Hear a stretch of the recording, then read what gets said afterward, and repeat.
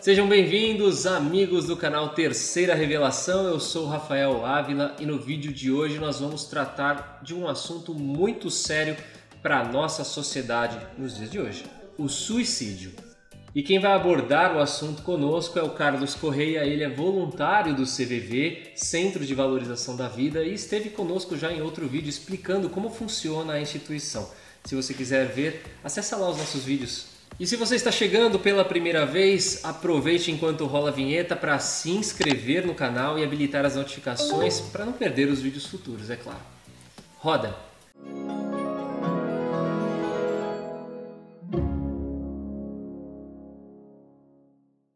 Carlos, mais uma vez, obrigado aqui pela sua companhia, por estar aqui disponibilizando um pouco do seu tempo para explicar o que é o CVV, para falarmos de suicídio. Primeira coisa que eu queria te perguntar é que nós temos um número aqui ligado à OMS de 800 mil pessoas que tiram a própria vida. E para cada uma dessas mortes existem 26 tentativas. Quais que são os motivos que, segundo os dados que o próprio CVV tem, que levam as pessoas a tomarem essa decisão? Olha, os motivos são vários e na verdade a gente não poderia apontar um único motivo, é uma soma deles. Até a pessoa chegar a uma decisão tão grave sobre a sua própria vida. Aquilo que a gente tem percebido é que as pessoas elas vão reprimindo muito os sentimentos, o sofrimento, aquilo que ela está passando, ela tem dificuldade em conversar ou procurar ajuda.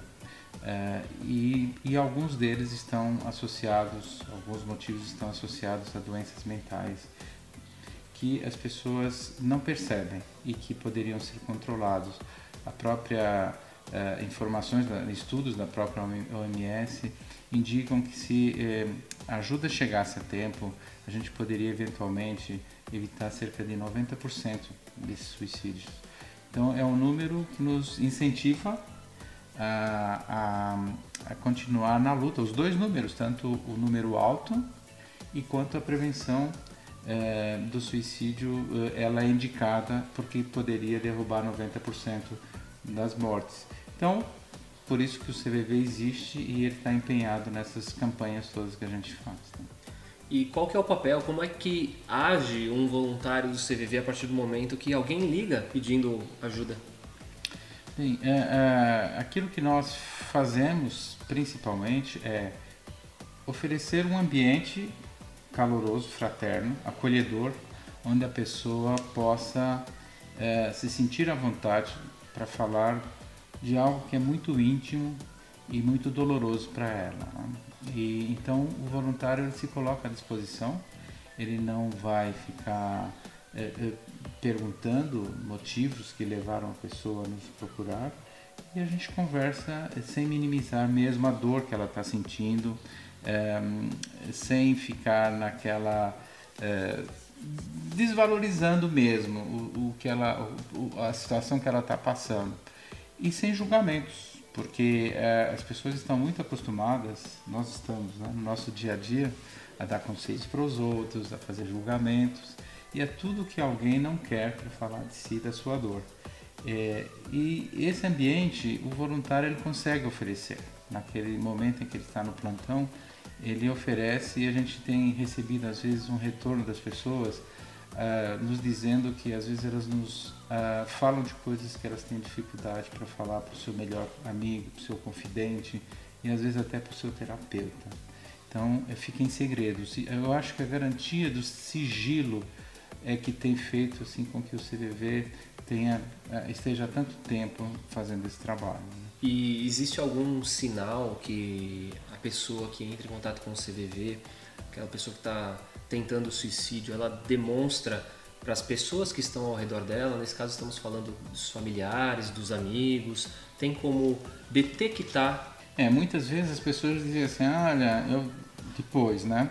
A pessoa estava triste e tal, mas também existem os casos em que a pessoa está eufórica. Então, assim, você não consegue fazer essa avaliação observando isso. Claro, muito mais fácil depois que aconteceu a gente ficar lembrando de situações que aconteceram, de sinais.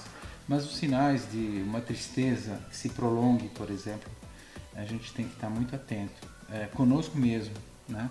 Se eu não consigo me livrar de uma tristeza por um fato que pode ocorrer. Qualquer um de nós pode passar por uma situação que nos leva a uma tristeza, mas essa tristeza, se ela se instala na gente, se ela se prolonga e a gente não consegue sair dela, ela pode estar associada a uma depressão. Muitas vezes o uso de drogas ou álcool, eles podem potencializar tudo isso, esquizofrenia, mas os sinais que a gente percebe e que a gente tem que estar atento nos nossos familiares, amigos, conosco, é que quando você abandona um hobby que você adorava, ou então você fica sem aquela vontade de sair da cama sempre, né? E manda sinais indiretos do tipo, olha, qualquer dia vocês vão se ver livres de mim, eu sei que eu estou sendo um peso para vocês. Isso aí muitas vezes acontece com idosos. Não necessariamente isso é um blefe. Exatamente. Acho que é o tipo da coisa que a gente não deve pagar para ver, porque muitas vezes ele é considerado como uma chantagem e que a pessoa está fazendo, e a pessoa às vezes não acredita que aquilo seja possível. E especialmente os idosos, eles passam por momentos que eles estão, digamos, na escala do número de suicídios, eles estão entre as taxas mais elevadas, principalmente os homens. É que a pessoa, ela, digamos, ela percebe que está sendo um peso para quem está cuidando dela, e ao mesmo tempo ela já foi o centro de tudo, ele foi o provedor da casa, ele dava as ordens, enfim, era valorizado. Depois de um certo tempo, ele é meio que jogado de escanteio. Muitas vezes o idoso, ele acaba urinando até no próprio corpo por razões fisiológicas, e aqui ele fica com vergonha de falar e acaba ficando um cheiro, e as pessoas se afastam. Ele percebe tudo isso, ou às vezes ele escuta conversas dentro de casa que ele está se tornando um peso, que está ficando um custo alto de medicamentos e de cuidados. Então, muitas vezes a gente acaba participando de tudo isso e nem percebe o que está fazendo. Então, para cada um de nós pensar um pouco mais sobre tudo isso, que às vezes a gente faz até involuntariamente. E as taxas de suicídio entre jovens, elas estão muito elevadas, estão acelerando muito rápido. O que a gente tem percebido é que o jovem não está conseguindo ser ouvido, tanto o adulto quanto o jovem, mas o jovem ele relata isso muito nas nossas conversas, que ele nós não estamos, parece que somos mesmo, como diz o Jacques, uma sociedade de surdos, né? Ele repete isso. Então a gente tem que estar mais atento ao ouvir o outro, mas o ouvir não é assim aquele escutar, oi, tá, tudo bem e tal, não. É ouvir profundamente o que é que a pessoa está sentindo, sem interromper e de maneira não desabonadora, assim, valorizando o que ela está dizendo, para ela se sentir à vontade, para ela falar de dentro o que está sentindo. Como é que uma pessoa, um parente, um amigo pode ajudar detectando essa questão, esse sofrimento que a pessoa está passando? Como que ela pode ajudar? Bem, primeiro, todos nós podemos, começando por nós mesmos, nos ajudar olhando para o espelho, assim, como é que eu estou hoje? Esse hábito de fazer uma avaliação emocional, como é que eu estou? Nós não temos mesmo esse hábito, né, de autoavaliação, né? Já até falamos sobre isso, de ir ao médico, procurar uma ajuda profissional se for o caso. Em geral, quem nos procura no CVV é num momento emergencial, em que a pessoa passou por o que a gente chama de uma gota d'água, algo inesperado que aconteceu e que, associado com tudo que ela já vinha passando, fez com que eu extravasasse, transbordasse toda a minha capacidade de absorver uma emoção ou um sentimento que estivesse muito pesado dentro de mim. E esse momento quando a pessoa nos liga, é um pedido de ajuda que às vezes é o último, é um pedido de socorro mesmo. A pessoa está em busca de um alívio para aquela dor aguda que está sentindo, ou uma gravidez indesejada, uma traição, a perda às vezes de um animal de estimação, a perda de um amigo, perda de condições financeiras, às vezes um desemprego que acontece inesperadamente e a pessoa estava cheia de planos. Então, as gotas d'água que a gente chama, o que acontece e que a gente não tem como prever, ela vai acontecer em qualquer um de nós na nossa vida. O que a gente pode fazer para prevenir é trabalhar o antes. Se eu já é um hábito de meio que esvaziar gavetas, arrumar as coisas e procurar então olhar para dentro de si e se observar. O que é que eu posso fazer? Por mim, é por aí. Pelas pessoas que estão à nossa volta, eu estar mais atento aos sinais de tristeza, aos sinais de profunda, de contínua, abandono de planos que às vezes a pessoa tinha, né? E também existe muito entre os jovens que é o cortar-se, né? A gente tem que estar muito atento. Então nós estamos abertos a conversar com quem nos procura. Porém, eu não posso indicar para alguém, liga para o CVV que lá vão resolver o seu problema. A gente realmente não resolve o problema de ninguém, mas a gente ouve as pessoas e a gente tem percebido que ao desabafar, isso gera um alívio. Sim. Um alívio que às vezes é suficiente para te dar um espaço de você conseguir raciocinar e ir procurar uma ajuda profissional. A série 13 Reasons Why, ela chamou muito a atenção, foi um boom e ela teve um precedente antes, foi a Baleia Azul, um jogo criado justamente que atingia o suicídio, né, no seu ponto final. Como que a série ela interferiu nessa questão do suicídio? Ela ajudou as pessoas terem um pouco mais de atenção? Ela atrapalhou, dando talvez um pouco mais de motivação para quem já tinha interesse? Em que ponto chegou essa série dentro do assunto suicídio? Veja, primeiro é uma obra de ficção. A própria Netflix tratou depois de fazer um vídeo complementar onde os próprios atores falaram que estavam representando. Comentou-se na época que mostrar uma cena explícita de suicídio não é a melhor maneira de se abordar o assunto. Porém, é uma obra de ficção e claro que se fosse feito por algum terapeuta ou algum voluntário do CVV, nós não iríamos por esse caminho. Por outro lado, houve uma grande importância também na série, que ela primeiro falou com os jovens e levou o assunto, digamos, para dentro das escolas e para dentro das casas. As pessoas se mobilizaram bastante naquela época em que essa série estava sendo exibida, porque ela tratava de jovens, digamos, adolescentes, estudantes de uma escola americana e que estavam vivendo os seus conflitos que são próprios dessa idade, né? Das escolas, o bullying, abordou bastante o bullying e a partir daquele momento as escolas começaram a falar abertamente sobre o suicídio, como nós temos, que é o nome da nossa cartilha, e também sobre o bullying e ajudar na prevenção. E de tantas falas que ocorreram, gerou ao mesmo tempo uma conscientização entre os professores, os jovens e as escolas, que todos nós somos atores ali que poderemos interferir. Então, desde um orientador, um professor que tem que estar atento ao que está ocorrendo dentro da sala de aula para fazer uma abordagem de ajuda, ou entre os colegas de perceber que às vezes aquela brincadeira de mau gosto, ela fere muito quem é objeto dessa brincadeira. Então hoje com as redes sociais, aquilo que antes uma brincadeirinha ali que ficava numa sala de aula, hoje aquilo às vezes é transmitido ao vivo e todo mundo está assistindo e vendo o que está acontecendo. Então assim, a velocidade do estrago que pode acontecer é muito alto. Então os jovens que estiverem nos ouvindo, assistindo, né, de perceber mesmo, fazer uma avaliação e se colocar no lugar da pessoa que é objeto de bullying e para pensar duas vezes antes de fazer, que isso pode levar ao suicídio. Uma pessoa que esteja passando por um problema de fragilidade, isso pode potencializar. Então a série, ela de uma certa maneira ajudou nesse sentido da prevenção, de se falar sobre o assunto.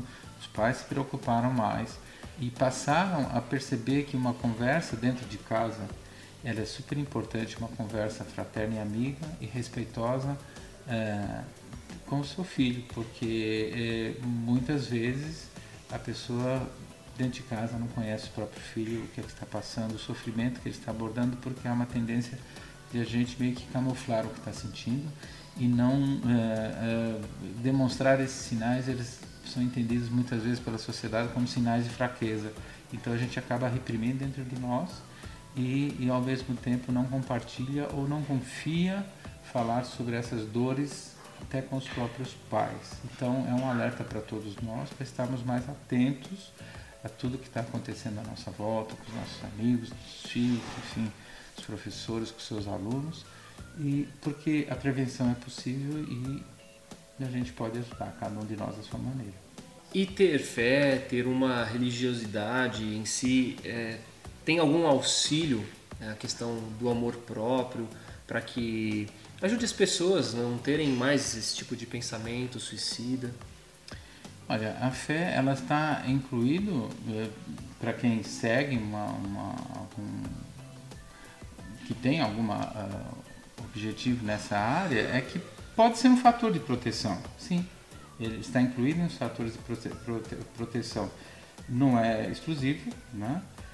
As pessoas, existem outros, como você está convivendo plenamente com a sua família, os seus amigos, você ter um emprego, evitar excessos de álcool e drogas. Então tem vários fatores de proteção. A fé, muitas vezes, ela se inclui sim entre um fator de proteção e quem tiver já tem um também. Que ótimo. Chegamos ao fim de mais um programa aqui no canal Terceira Revelação. Eu queria que você, antes de encerrar, Carlos, reforçasse os contatos do CVV para que as pessoas que tenham necessidade de entrar em contato possam fazê-lo.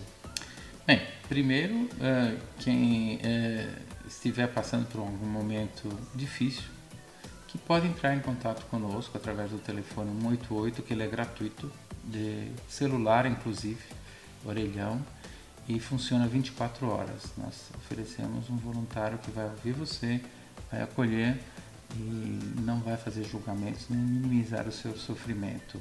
E não pensar que o seu sofrimento pode ser uma bobagem e que você não esteja pensando em se matar. Dentro da prevenção, de uma escala de 0 a 10, todos nós estamos no mesmo barco e às vezes aquilo que parece ser um pequeno sofrimento, ele é o primeiro tijolinho na escala, né? Então, não minimizar aquilo que está passando. Aprender a se olhar cada vez mais as suas dores, o que está sentindo, e compartilhar, de preferência, claro, se eu tiver um confidente com que eu possa me abrir. Muitas vezes eu tenho esse confidente, mas eu não consigo falar tudo, porque na nossa sociedade, atualmente, mais ainda, às vezes as pessoas, uma relação de amizade, ela pode se estragar aí pela frente, aquilo pode se tornar aquilo que era uma confidência pode se tornar uma arma contra você, e às vezes as pessoas não fazem. E quem quiser ser voluntário do CVV, nós oferecemos em geral em todas as nossas 90 unidades espalhadas pelo Brasil, nós oferecemos cursos, são gratuitos. A pessoa não precisa se tornar um voluntário para fazer o curso. Ela tem que ter apenas mais do que 18 anos e ter vontade de ajudar o próximo. Se não quiser chegar no final e não quiser continuar e se tornar um voluntário, tranquilo, sem problemas. As nossas inscrições e atendimentos também podem ser feitos pela internet, por chat, por e-mail, no cvv.org.br,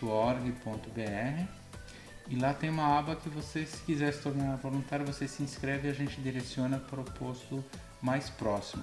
Existe também uma possibilidade de você ser voluntário, digamos que à distância, através do que a gente chama atualmente de CVV virtual, e evoluir para um atendimento fora de um posto físico pela internet. Se você estiver interessado, nos procure, que a gente vai estar de braços abertos para receber você e mostrar o que nós fazemos. Lindo trabalho, Carlos. Obrigado. Parabéns, viu, a você, a todos os voluntários do CVV que se dedicam mesmo em prol do outro, que isso é incrível. Para a nossa evolução, nós precisamos ter um pouco mais, né, de solidariedade, de compaixão e empatia, que é uma coisa que está, né, dentro do próprio CVV. Isso, a empatia é aquilo. Foi bom você tocar nesse ponto, porque muitas vezes a pessoa que procura, liga pela primeira vez, não rolou aquela química de estar conversando com o voluntário. Aquela química, na verdade, é empatia, que não rolou ali. Então, desliga, liga para outro, que não desiste. Não Tenta desista. com outro voluntário, que de repente rola ali uma conversa mais tranquila, como acontece às vezes nas nossas relações. A gente às vezes não se sente muito bem, mas não desistir. Isso aí. Nós vamos ficando por aqui. Eu agradeço mais uma vez a sua companhia. Não esqueça de nos seguir em outras redes sociais, outras plataformas, no Facebook, no Instagram, com conteúdo diferenciado. E se você conhece alguma história de mudança de vida graças ao CVV, deixa aqui nos comentários. A gente quer saber. Nós estamos super interessados nessas histórias. Eu agradeço mais uma vez a sua companhia. Que Deus abençoe o resto do seu dia e até a próxima.